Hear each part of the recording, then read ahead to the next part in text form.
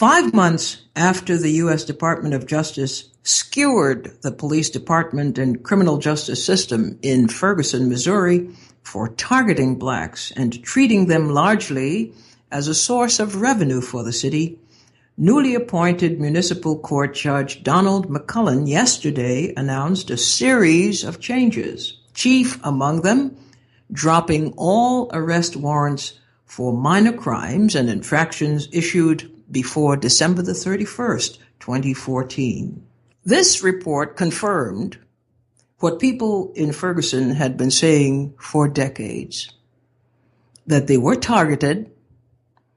They were targeted for minor crimes all the way up to very serious crimes, of course, but routine kinds of crimes, broken headlights, cars illegally parked, small things like that, that resulted in a blizzard of tickets. And that was the routine. And then, of course, over time, because they were unable to pay these tickets and fines, the amounts started mounting.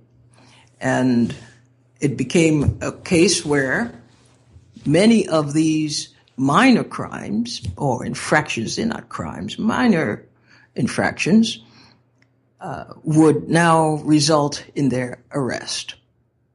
And this, they kept saying, was a way for the city to make money. It's the same, let's say, in New York. People would be surprised to know that communities of color really are carrying a huge burden of delivering revenue to the city. And how does that happen? A simple thing. Alternate side of the street parking, let's just say. On one side, you can park for Monday, Wednesday, and Friday from 7 to 11. And the other side, Tuesday and Thursday from 11 to 7. And your life in New York City, if you happen to own a car, in most areas is about moving your car. You're 1 minute late, or you forgot, or you woke up late. You have a nice little gift waiting for you under your windshield wiper. And then it becomes, they add on to it and add on to it, so that your lateness in moving your car will now be a major problem financially for you. So the city of New York, and I did a story some time ago about this, how certain communities were literally targeted for a blizzard of these kinds of tickets, because the police were used not to ensure safety to these neighborhoods, and they've just hired 1,500 more police officers, but the police are the revenue collectors for the city. They have nothing to do really with safety. It is about assigning them these jobs. Go out there and bring back as many tickets as possible. You have shown your efficiency as a police officer based on the number of tickets you have issued, not based on the number of crimes you've prevented or the safety you have assured, but the number of tickets you can write. So a police officer, in many cases, and it's not just in Ferguson, this is par for the course across the country. Every African-American Latino community could tell you this is what the deal is.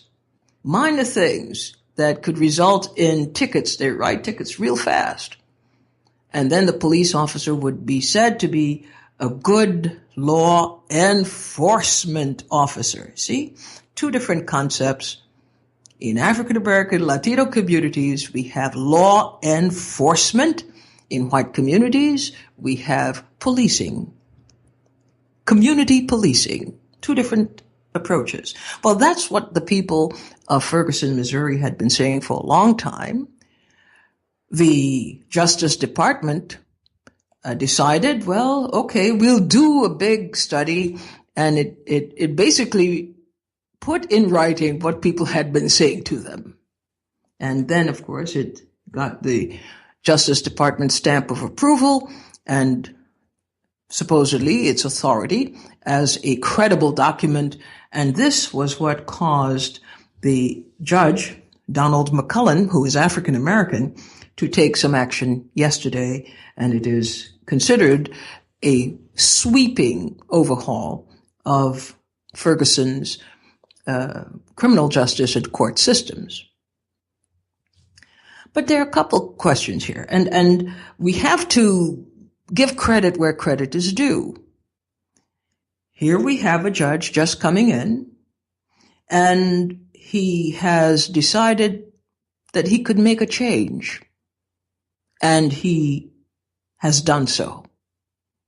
So you give him some credit, and you say, thank you. It's a good start. But that's what it is. It is a start. Because while it does give some breathing room, while it does communicate some measure of justice, while it does extend to the community the sentiment that says, we understand that you have been wronged, and here's a way that we can start afresh. Well, when you're doing that kind of work, you arbitrarily pick a date, and he did. He picked December the 31st, 2014 as the cutoff point. If you had any arrest warrants issued because of these minor infractions and your inability to pay and so forth, we'll work something out. It's a concession. He's not saying it's a done deal and we're wiping the slate clean. He's saying it's gradual. He's saying we will use this as the cutoff date, and we will re-examine these outstanding tickets and so forth, and we will use this as the cutoff date. And that's, in the world of bureaucracy, it's a gift. It's a good move. It's a nice sign. I am interested, however, in the systemic issue here. And the systemic issue has to do with the Justice Department. The Justice Department should have known, because that's one of the functions of the Justice Department, to collect statistics, to examine these statistics in order to see trends that are disturbing. In the same way that the Justice Department supposedly should have been on top of this question of police brutality and use of force, because it is the agency to which all the police departments presumably report and send in their statistics about all these different things that would indicate trends, such as police killings, the reasons for them, the breakdowns, the statistical breakdowns of these killings that would expose certain trends. This is not rocket science. This is what they're supposed to do, which it should have done, certainly in the city of Ferguson, because it had to dismantle a police department next door to Ferguson. I forgot the name of the town now, because the trends were very disturbing there. They suggested a pattern of corruption, a pattern of abuse. But the Justice Department is quite selective in how it chooses to move. And in cases where we see the Justice Department actually moving, you find the correlation is that people have had to take to the streets and take extreme measures, if you will, to call to the attention of authorities what the authorities should have known a long time ago.